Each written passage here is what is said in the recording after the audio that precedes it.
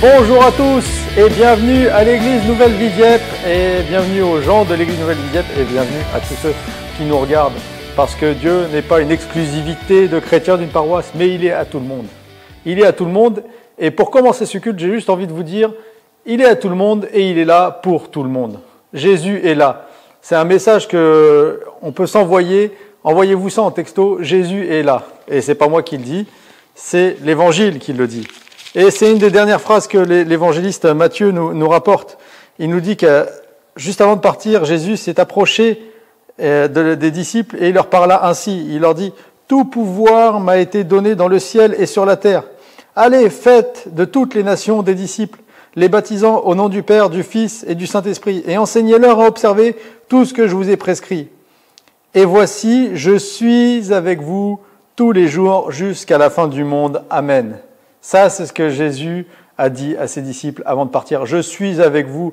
Il est avec toi. Il n'a pas dit, je serai avec vous quand ça ira mal ou quand vous vous sentirez seul. Il a dit, je suis avec vous.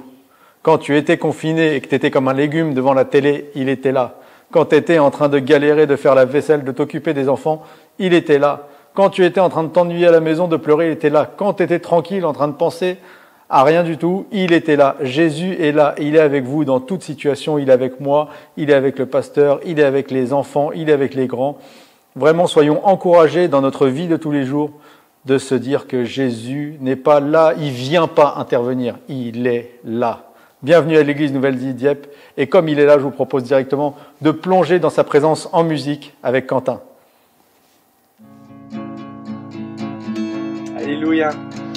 On va louer ensemble et rendre gloire à notre Dieu. Alors Père, voilà, nous voulons vraiment te remettre ces temps entre tes mains. Et nous déclarons la bénédiction, Père. Déclarons la bénédiction sur nos familles, sur nos louanges, Père. Oh.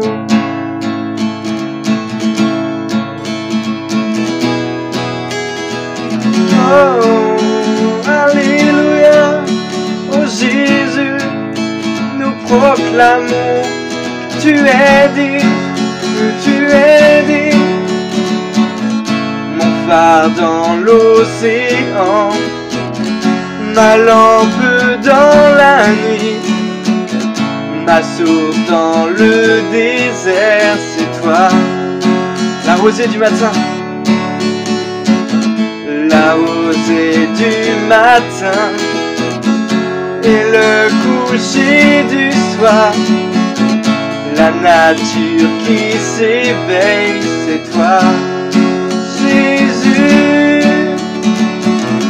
Toi seul est digne d'être appelé Fils de Dieu. Toi seul est digne d'être appelé.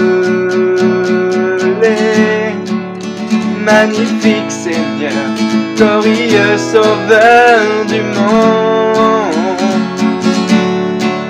Sacrificateur, sacrifié pour notre cause.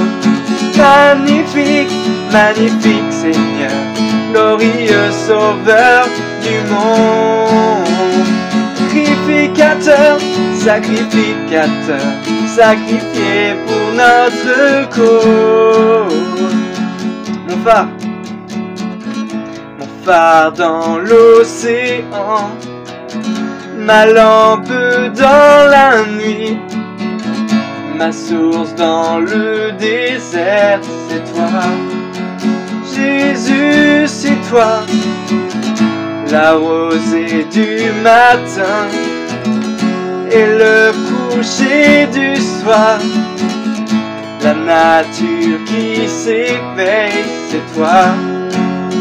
Toi seul est digne, toi seul est digne d'être appelé Fils de Dieu. Toi seul est digne d'être appelé.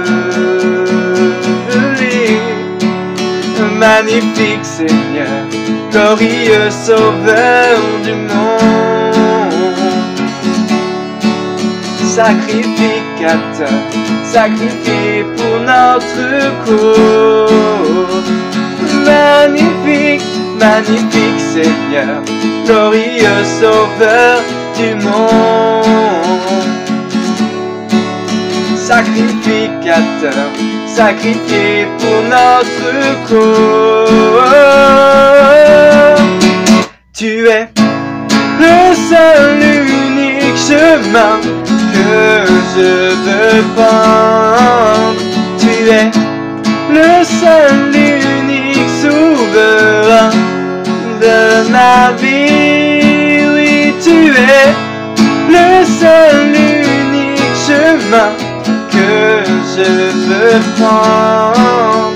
Tu es le seul unique souverain de ma vie, souverain de ma vie.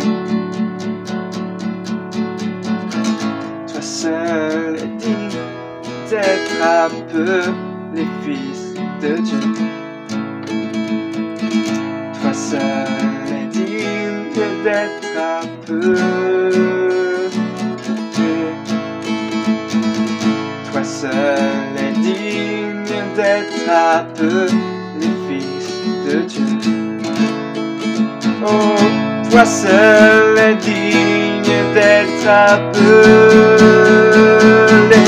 Magnifique, magnifique Seigneur, glorieux Sauveur du monde.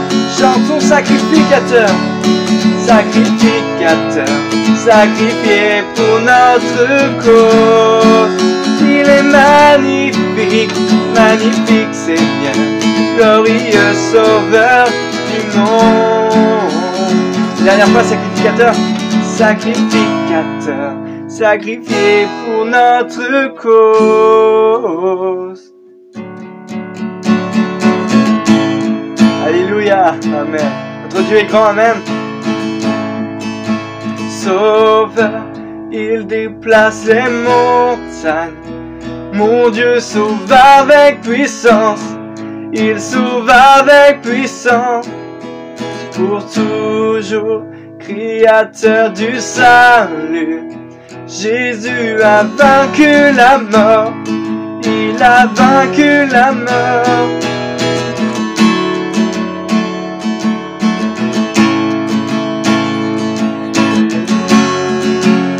Alléluia.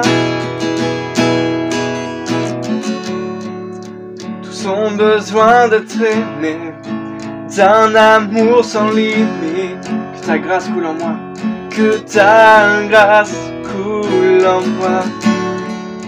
Tous ont besoin de pardon, de la bonté d'un sauveur. L'espoir des nations, c'est lui, l'espoir des nations. Sauveur, sauveur, il déplace les montagnes. Mon Dieu sauve avec puissance. Il sauve avec puissance. Pour toujours, créateur du salut. Jésus a vaincu la mort. Il a vaincu la mort.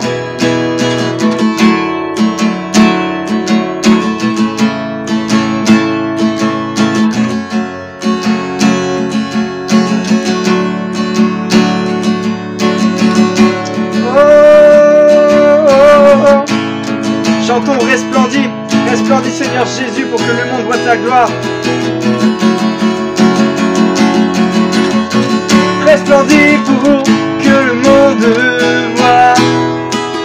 Chantons pour la gloire du roi ressuscité. Son nom est Jésus. Resplendis pour que le monde voie. Chantons pour la gloire du roi ressuscité. Chantons encore, resplendis pour que le monde voie. Chantons pour la gloire du roi ressuscité. Jésus, resplendis pour que le monde voie. Chantons pour la gloire du roi ressuscité. Sauveur, il déplace les montagnes. Mon Dieu sauve avec puissance. Il sauve avec puissance. pour toujours, créateur du salut. Jésus a vaincu la mort, il a vaincu, une dernière fois. Sauveur, il déplace les montagnes, proclame.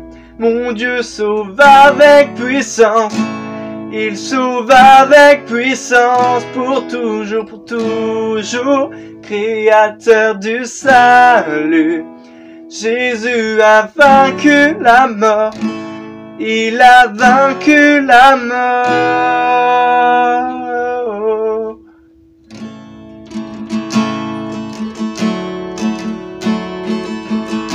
Oh, c'est toi, Père.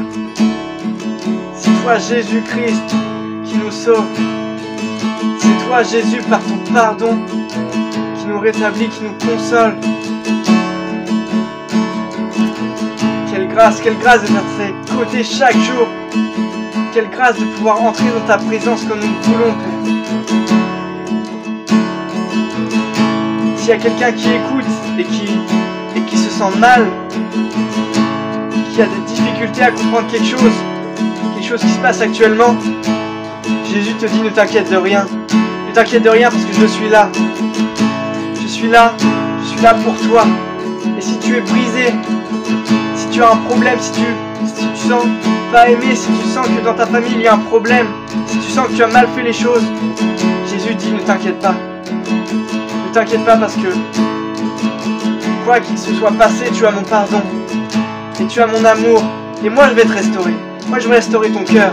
Moi je vais restaurer ton cœur jusqu'à ce que toutes les miettes soient remises en place. Peut-être as-tu le cœur en miettes ce matin. Jésus te dit que de ces miettes il va y avoir un vase, un nouveau vase, un vase d'honneur. Où te sens-tu blessé et brisé, accablé par le poids du péché? Jésus t'appelle. Arrives-tu au bout de toi-même? Veux-tu goûter aux sources de vie? Jésus t'appelle.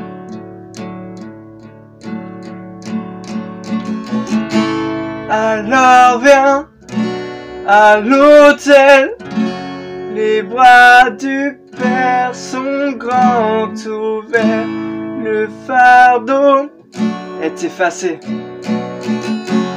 par le précieux nom de Jésus. Alors viens à l'autel, les bras du Père sont grands. Le pardon fut payé, le pardon fut payé par le précieux sang, par le précieux sang de Jésus.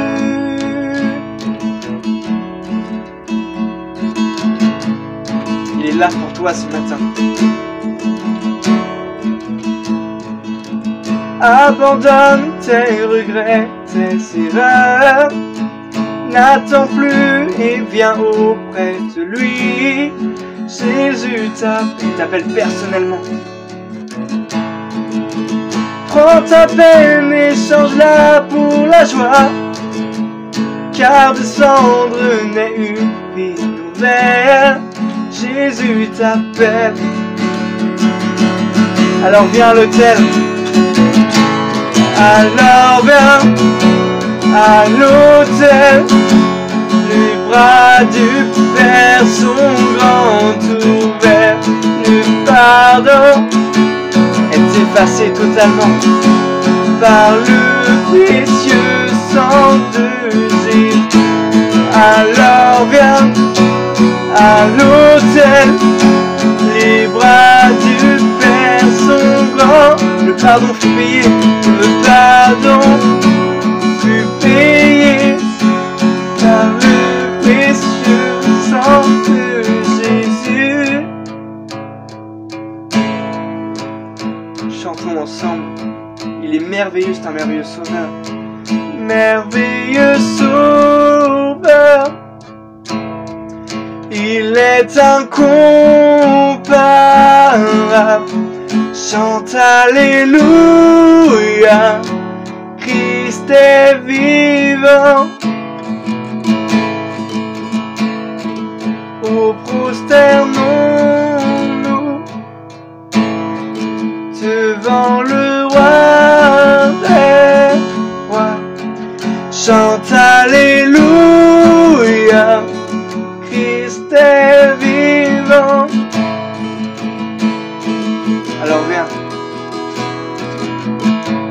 Alors viens à l'autel. Les pas du Père sont ouverts. Le pardon fut payé par le précieux sang de Jésus. Alors viens à l'autel, les bras du Père. Le pardon fut payé par le précieux sang de Jésus.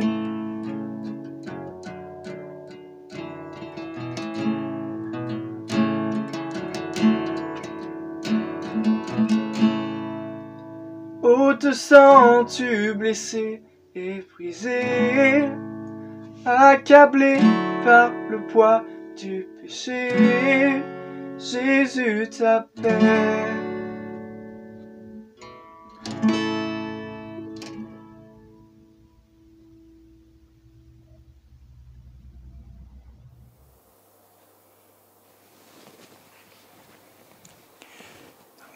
Bonjour, chers frères et sœurs. Bienvenue à votre culte de ce dimanche dans votre église Nouvelle Vie Dieppe. Ce dimanche à nouveau, nous sommes branchés sur YouTube pour célébrer ensemble ce culte. Et nous espérons que bien vous allez passer un bon moment dans ce culte. Nous avons déjà eu une belle louange. Et je sais que c'est pas toujours facile de se mettre à louer le Seigneur devant notre écran, devant notre télé. On n'est pas habitué à ça, mais peut-être que c'est quelque chose qui va aussi rentrer dans nos habitudes. Et dans quelques années, nous serons capables de faire cela comme si nous étions vraiment présents. La présence du Seigneur peut passer au travers des enregistrements. C'est un mystère. Alors vous allez me dire, mais pourquoi il dit ça Bien, j'ose dire ça parce que je compare ça à l'inspiration. Cette Bible, c'est du papier qui a été imprimé. Les paroles du Seigneur ont été copiées ou écrites ou que sais-je. Et quand on le lit, il y a l'onction du Saint-Esprit, la présence du Saint-Esprit qui nous éclaire. Eh bien, ainsi peut-il en être aussi avec les modernes technologies. Voilà, ceci est ma je dirais, nouvelle doctrine concernant les nouvelles technologies. Voilà, alors nous avons, dans l'étude biblique de mardi, traité ce sujet, ce thème, pour ce qui est des temps et des moments. On pourrait dire ça autrement, pour ce qui est des temps et des délais. En grec, il y a le mot chronos pour les temps, et puis kairos pour le moment. Ça veut dire les temps, le kairos c'est le temps en général, et le chronos c'est le temps en général, et le kairos c'est le moment où il y a une précise, où Dieu veut se manifester. Et c'est pour cela que nous avons vu ensemble cette pensée sur les temps et les moments de Dieu, et ensuite l'apôtre Paul a ici développer la manière dont ces temps de la fin vont se passer.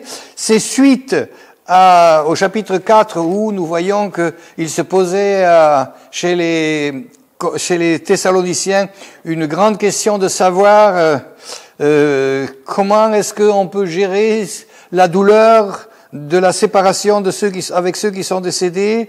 Et puis tout un tas de questions se posaient. Et là, Paul a dit d'abord, il ne faut pas que vous soyez dans l'ignorance et soyez affligés parce que des malheurs vous sont arrivés, parce que il développe cette notion de dire, voilà, la mort ne se finit pas dans le cercueil, mais lorsque notre corps est mis dans le cercueil, notre âme et notre esprit sont déjà dans la présence du Seigneur, dans l'attente de la résurrection.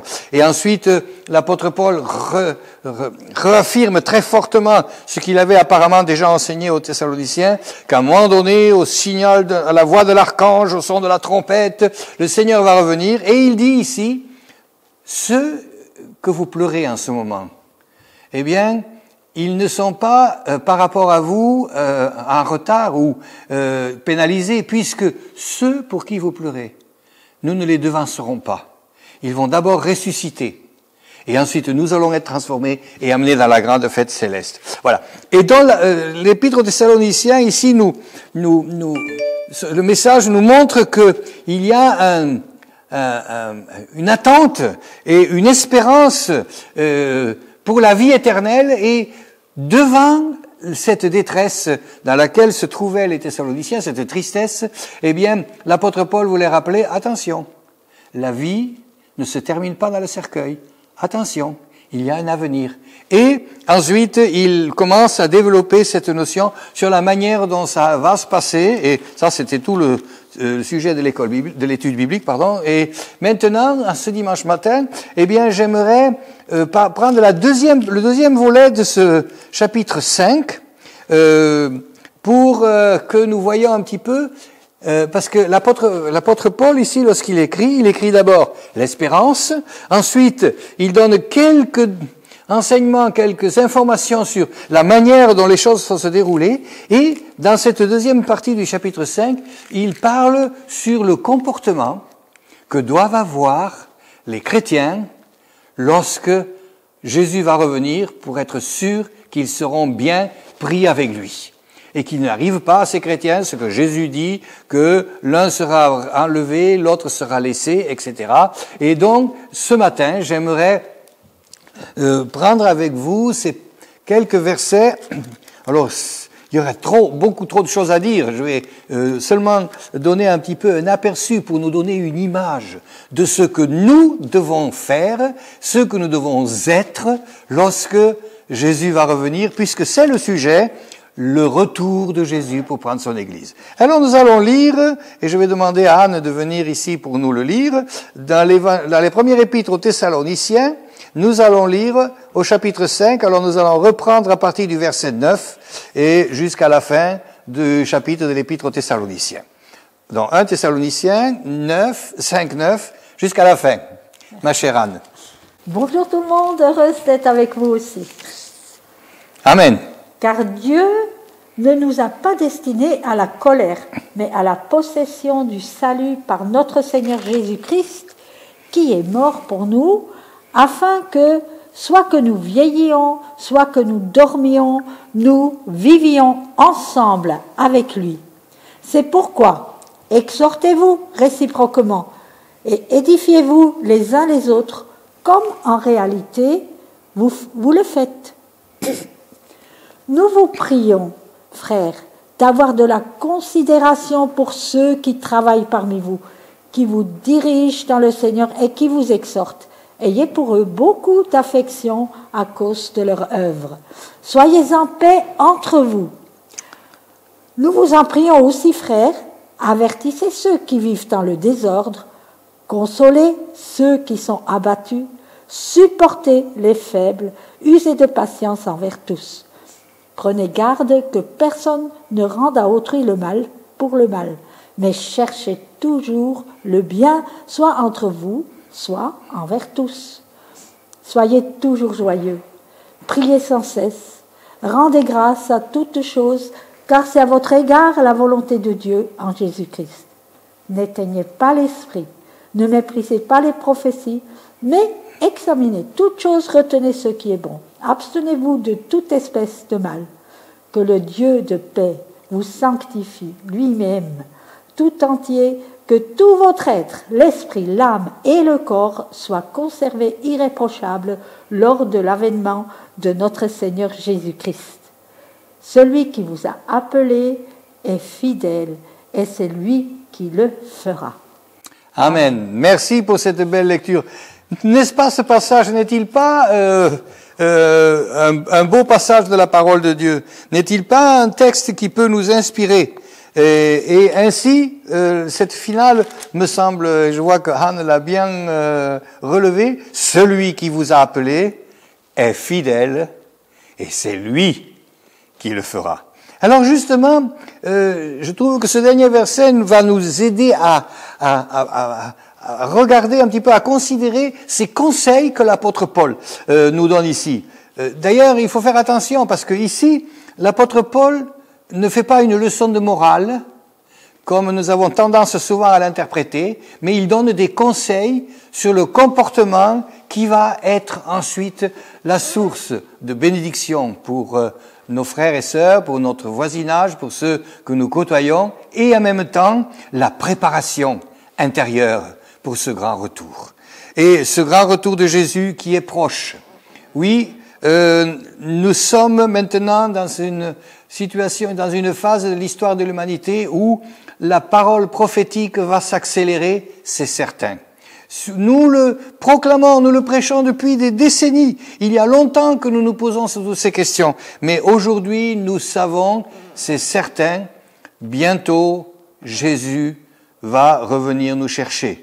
Et voilà. Alors donc, l'apôtre Paul, ici, dans ce chapitre 5, qui donne des explications supplémentaires au chapitre 4 concernant cette merveilleuse espérance, et j'aimerais qu'à la fin de cette prédication, chers frères et sœurs, et vous tous qui écoutez ce culte, nous soyons bien conscients que notre vie appartient au Seigneur et que le Seigneur a des beaux projets pour chacune et chacun d'entre nous.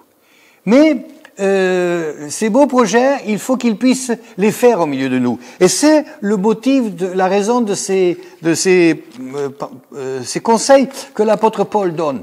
Et d'ailleurs, c'est quelque chose qui me semble être un peu, si j'ose dire, une révélation, même si c'est quelque chose que nous savions peut-être. Mais moi, j'ai été très impressionné par le témoignage du pasteur Samuel Peter Schmidt de l'église de Mulhouse, qui a été stigmatisé par les médias, même par certains préfets ou sénateurs de notre nation, qui, au lieu de nous protéger, les citoyens, ont cherché un bouc émissaire. Mais le pasteur, il a dit d'abord, moi, je n'ai aucune rancune, j'ai tout pardonné. Et puis, il a dit, mais c'est nous, l'Église, qui devons reconsidérer nos voies. Et il a dit quelque chose qui m'a beaucoup impressionné. Il m'a dit, nous étions arrivés à demander à Dieu de donner, alors nous disions, tu l'as promis, donc tu nous le donnes, comme si Dieu nous devait quelque chose. Et cette phrase a fendu mon cœur quand il a dit, mais Dieu ne nous doit rien. Il est Dieu. Il ne nous doit rien. Et deuxièmement, l'erreur que peut-être nous avons fait, dit-il, et je crois que là, nous ne pouvons que dire, chers frères et sœurs, je pense, nous aussi, Église Nouvelle Vie Dieppe, nous avons fait cela. Quand nous avons prié, nous avons presque demandé à Dieu d'être l'exécutant de nos désirs. Parce que nous avions quelque chose qui nous préoccupait, on trouve un verset, et hop, ça y est, maintenant, Seigneur, tu exécutes ce que tu as promis. Et Samuel Peter Schmidt disait, ce n'est pas comme ça que nous devons traiter Dieu. Et Dieu, il doit être traité comme le grand Dieu 3 fois saint, qui ne nous doit rien, mais qui nous a tant aimés, puisqu'il a donné son Fils Jésus. Et donc, ces paroles-là ont résonné très fort, et je vous les retransmets parce qu'il me semble que là, il y a une pensée de Dieu pour l'Église du XXIe siècle. Et il dit ici, « Car Dieu ne nous a pas destinés à la colère, mais à la possession du salut par notre Seigneur Jésus-Christ. » Nous ne sommes pas destinés, les enfants de Dieu qui bénéficient du sacrifice de Jésus sur la croix, nous ne sommes pas destinés à la colère de Dieu, mais à sa bénédiction. Et avec ces paroles ici que nous voyons de l'apôtre Paul, eh bien, j'aimerais dire ici, chers frères et sœurs, vous et moi, nous sommes destinés à la bénédiction, à la possession du salut. Jésus est mort pour nous, afin que, soit que nous vieillions, hein, c'est le subjonctif du verbe veiller, hein, que nous veillions ou que nous dormions, nous vivions ensemble avec lui. Alors ici d'ailleurs, quand j'ai lu ce passage, afin que nous veillions ou dormions, excusez-moi, j'ai un peu de problème avec ma grammaire, ça fait longtemps qu'on a étudié ça à l'école, on l'utilise très peu dans le langage courant, n'est-ce pas? Et il dit, afin que, soit que nous soyons en veille, soit que nous dormions, nous serions toujours avec lui. Et ici, quand j'ai lu ce verset, j'ai pensé tout de suite à la parabole des 10 vierges, où il nous est dit, 10 vierges étaient invitées à un mariage, l'époux tardait à venir. Nous savons, lorsque nous lisons le contexte dans l'évangile de Matthieu, qu'il s'agit ici vraiment du retour de l'époux, le Seigneur qui vient chercher son église. Et puis, les 10 vierges, toutes appelées, se sont endormies. Tout le monde s'est endormi. Et au réveil, après, 5 avaient bien préparé leur rencontre avec Jésus, d'autres mal, et donc il y a eu quelques problèmes. Et je pensais à cela. L'Église risque d'être, dans ces temps de la fin, un peu endormie à cause des ténèbres. Et c'est le gros danger aujourd'hui de la société. Avec tout ce qu'on entend dans les médias, tout ce qui nous est inculqué, les pensées uniques de gens qui très souvent ont rejeté Dieu, ne veulent même pas en entendre parler. Et ainsi, il y a comme des ténèbres qui viennent nous endormir sur la marche que nous devrions avoir avec Jésus. Ne nous laissons pas séduire, parce que tout ce que le monde dit bien est peut-être mal, et tout ce que le monde dit mal est peut-être bien. Et je fais exprès de dire peut-être parce que nous voyons bien qu'aujourd'hui, nous les chrétiens, les lecteurs de la Bible, nous ne sommes plus en emphase avec un certain nombre de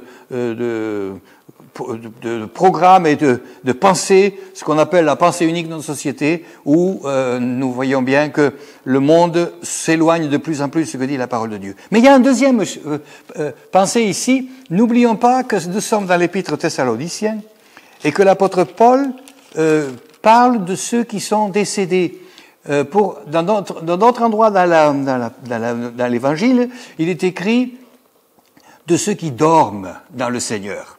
Et ainsi, l'apôtre Paul ici veut donner un double sens. D'abord, être vigilant, veiller, prier par rapport aux ténèbres qui veulent nous envahir, mais aussi par rapport à ceux qui se sont endormis. C'est-à-dire, comme l'a dit le fondateur de l'église de Mulhouse, il l'appelle Papa Jean, il a été interviewé, il a dit oui, nous sommes peinés de ceux qui sont partis, mais ne nous affligeons pas parce qu'ils nous ont devancés.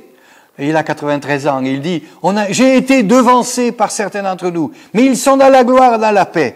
Et finalement, ici, ce que je voulais dire, c'est que l'apôtre Paul pense aussi peut-être à cela, et veut dire aux Corinthiens, vous savez, que nous soyons ici en vie, ou que nous soyons décédés, nous avons notre destinée avec lui, pour l'éternité.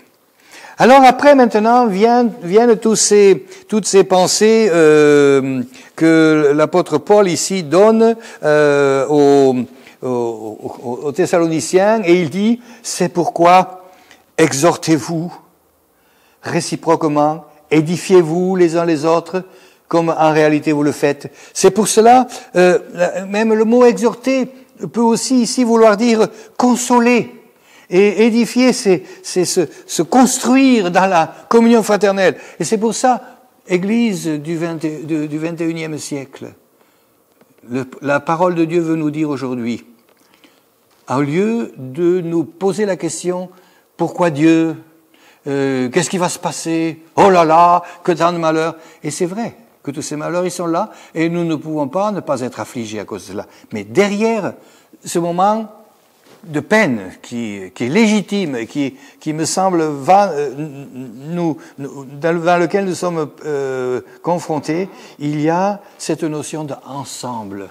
Nous voulons nous encourager, nous voulons nous consoler, nous voulons nous aider les uns les autres à marcher selon ce que la parole de Dieu dit. Puis il continue dans ses conseils, dans le comportement que nous devons avoir. Il continue et puis il dit, oui, voilà que il y a aussi ce problème de considérer les dirigeants.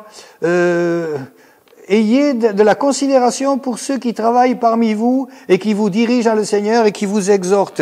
Et ici, l'apôtre Paul, je sais pas, peut-être que c'était un problème à Corinthe, pas à Corinthe, oui, on le sait, mais à Thessalonique, c'était peut-être aussi une question. Ceux qui étaient les dirigeants spirituels, ceux qui vous enseignaient, ceux qui se donnent du mal pour vous, et ceux qui essaient de vous diriger, donnez-leur de la considération. Et ça, c'est aussi quelque chose qui n'est pas très français. Considérer et honorer ceux qui dirigent. Ah là là là là, ça, n'en parlons pas. Nous avons dans les débats de nos gouvernants et de ceux qui veulent avoir le pouvoir, nous avons toute une panoplie de mauvais exemples de non-respect, tout cela. Eh bien, ça fait partie de ce que Paul ici désire dans l'Église pour éviter ces tensions, pour éviter ces soucis avec ceux qui nous dirigent, ceux qui se donnent de la peine même. Alors peut-être qu'évidemment, ça se voit pas toujours qu'ils se donnent de la peine, mais ici l'apôtre Paul le met. Je suis désolé, il nous le met. Et après, il continue et puis il disait, nous vous en prions aussi, frères, avertissez ceux qui vivent dans le désordre, consolez ceux qui sont abattus, supportez les faibles. Et ces trois verbes, avertir, l'Église doit être là pour avertir. Et le disciple de Jésus-Christ doit avertir ceux qui vivent dans le désordre. Ouh là là, quand on va parler de ça, ça va être difficile. Mais cela fait partie de ce... Et j'aimerais dire, ceux qui vivaient dans le désordre, eh bien moi, je vais faire comme l'apôtre Paul nous dit, je vous avertis, détournez-vous de votre péché. Cherchez la force, cherchez la grâce de Dieu pour le surmonter. Consolez ceux qui sont abattus. Est-ce que nous avons le souci de ceux qui sont dans la tristesse? Je suis heureux parce que nous avons une sœur d'Afrique qui en ce moment est dans notre église ici. Elle est en difficulté parce que elle n'a pas obtenu son titre de séjour. Et puis là maintenant elle se retrouve sans rien. Et je suis content que nous soyons une église qui l'aide. Et j'aimerais vous inviter, chers frères et sœurs, à continuer à penser à notre sœur et à envoyer vos dons pour que nous puissions chaque mois lui donner de quoi nourrir ses 3 enfants. Voilà. Ça, c'est ce que le Seigneur nous demande. C'est comme cela qu'on va consoler les gens. On va pas seulement consoler les gens avec une petite prière, comme le dit l'apôtre Jacques, dans son épître, mais nous voulons aussi être de ceux qui consolent. Supporter les faibles. Et c'est intéressant ici. Ce sont les faibles qui sont embêtants. Et que veut notre société? Que fait notre société avec les faibles souvent? On les met de côté. Mais nous, dans l'Église, nous devons voir qui est faible.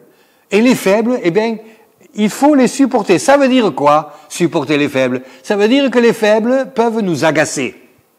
Eh bien, le Seigneur te dit, et me dit à moi aussi, pas qu'à vous, ce matin, supportons ceux qui ont des faiblesses et qui ont besoin d'être soutenus. Nous, dans l'Église, jusqu'à présent, parce que nous ne le ferons plus jamais, je l'espère du moins, je le dis par la foi, nous les avons jugés, ces gens-là. Nous les avons critiqués, ces gens-là. Nous les avons parfois même mis de côté, ces gens-là. Eh bien, la parole de Dieu nous dit, ça c'est peut-être pas une bonne nouvelle pour certains d'entre nous, parce que ça va être un défi. Eh bien, si tu es confronté à des faibles qui t'agacent, supporte-les, te dit la parole de Dieu. Prenez garde, et je vais terminer avec cela, parce qu'il y aurait encore beaucoup de choses à dire, mais il dit, prenez garde que personne ne rende à autrui le mal pour le mal, mais recherchez toujours le bien entre vous, soit envers tous. C'est intéressant que des chrétiens, à Thessalonique, ce n'est pas ici à Dieppe, avaient osé rendre le mal pour le mal. Alors que nous prêchons le pardon divin, alors que nous savons, et nous le disons dans quelques instants avec la Sainte Seine, merci pour le pardon des péchés, Seigneur, eh bien, il semblerait que ce soit plus facile à dire qu'à faire. Mais Paul dit ici, l'Église qui se prépare à accueillir Jésus, elle doit trouver au milieu d'elle, eh bien, des gens qui savent pardonner, qui ne rendent pas le mal pour le mal. Soyez toujours joyeux, priez sans cesse, rendez grâce à toutes choses. Mais comment on peut prier tout le temps et être toujours joyeux? Eh bien ça, ce n'est pas parce que je vais du matin au soir faire Alléluia, Alléluia, Seigneur Jésus, je te bénis. Non, c'est parce que ici l'apôtre Paul veut dire. Mais l'apôtre Paul veut dire, parce que je suis dans une communion tellement vivante, sous l'onction du Saint-Esprit avec lui, je suis en fait toujours dans la joie, je suis toujours dans la paix, et je rends grâce en toutes choses. Et ensuite vient le dernier conseil concernant la vie, l'onction de l'esprit. On peut, avec la religiosité, stopper l'esprit. Et puis, il y a cette parole, ne méprisez pas les prophéties, mais examinez toutes choses. En fait, à Thessalonique, il y avait des prophéties. Les prophéties, ça veut dire quoi? Dieu parle. Eh bien, ne méprisez pas quand Dieu parle. Surtout, ne faites pas comme dans l'Ancien Testament. Je parlais avec quelqu'un ces jours-ci qui avait une parole du Seigneur et qui n'était pas reçue. Je lui dis, tu sais, on n'a pas fait autre chose à Jérémie. On l'a mis même dans la fosse à Purim parce que on ne voulait pas de lui. Eh bien, ça peut arriver que la prophétie ne soit pas acceptée. Mais l'apôtre Paul dit ici, dans l'église de Thessalonique, qui se prépare pour le grand retour de Jésus, eh bien, ne méprisez pas, mais examinez ce qui est bien. Et puis, après, en général, là, on voit que cette prophétie était pour nous. Peut-être nous dire ce qui est bien et ce qui n'est pas bien. Et il dit, donc, retenez ce qui est bon et abstenez-vous de toute espèce de mal. Voilà. Et ensuite, il termine par que le Dieu de paix vous sanctifie, lui-même, l'être tout entier. Et celui qui vous a appelé est fidèle. Et c'est lui qui fera cette œuvre en vous. C'est pour cela que je suis heureux ce matin, chers frères et sœurs, de pouvoir vous dire ce que je vous ai dit ici. Ça ne sera pas avec la force de nos muscles, ça sera avec la puissance de l'onction du Saint-Esprit en nous. Recevons la puissance de Dieu maintenant. Seigneur mon Dieu, merci parce que tu nous donnes ta puissance, tu nous donnes ta force, tu nous donnes ton amour, tu nous donnes ta grâce et tu nous aides, Seigneur, à faire ce que tu nous demandes ici, non pas par esprit religieux, non pas par esprit légaliste, mais parce que nous voulons être toujours en communion avec toi et sous ta bénédiction, et que les autres qui sont à côté de nous soient aussi bénis au travers de la vie de l'Esprit en nous. Merci, Père, au nom de Jésus. Amen. Je vous souhaite à toutes et tous un bon dimanche, et maintenant nous allons avoir la Sainte Seine. Oui, merci, pasteur, pour ce message encourageant pour avancer, pour faire mieux, pour progresser, mais surtout à se laisser aussi remplir par l'œuvre de Jésus-Christ. Et c'est tellement le sens de la Sainte Seine.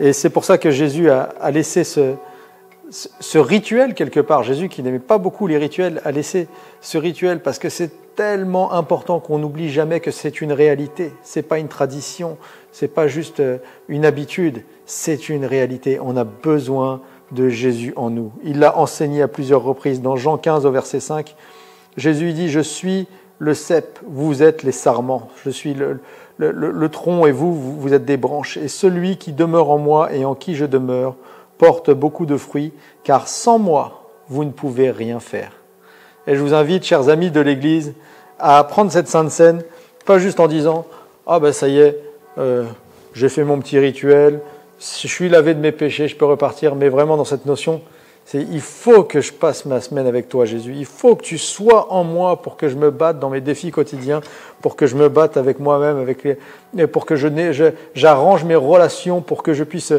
transformer ma vision du monde qui peut avoir été formée par plein de choses. J'ai besoin de toi, Jésus. Et qui qu'on soit, là, c'est une égalité parfaite. Notre monde réclame de l'égalité. Jésus, il a mis de l'égalité. Il a dit, vous avez tous besoin de moi en vous. Il n'y en a pas un qui est meilleur que l'autre pour réussir. Et je suis à votre disposition. Et il a dit, à chaque fois, vous allez le faire parce que c'est tout le temps que vous en avez besoin.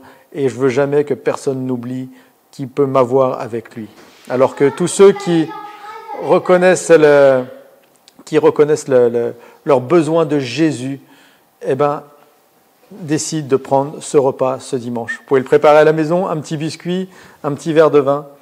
Et merci Seigneur pour ton corps qui vraiment vient à l'intérieur de nous, de nos êtres, et nous aide à avancer et nous donne cette force que nous n'avons pas pour tous les combats. Amen.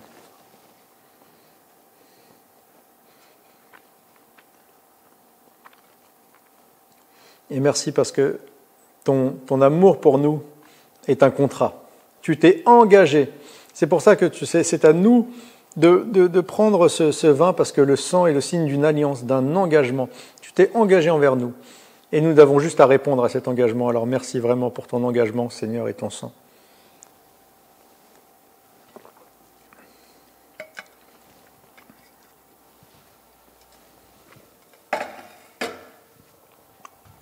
Voilà les amis, encore un dimanche où nous ne sommes pas réunis. Le temps viendra, mais pour l'instant, continuez à vivre votre foi comme le Seigneur vous le demande au quotidien, parce qu'il est là, il est en vous, il est partout, il est là, le Seigneur Jésus est là. Allez prêcher autour de vous, faites des disciples, parce que ça on peut y répondre, même peut-être mieux des fois quand on est hors de l'église que dedans. Alors allez-y, faisons des nations des disciples et n'oublions pas que Jésus est là. Super semaine à vous tous, on vous aime, à bientôt.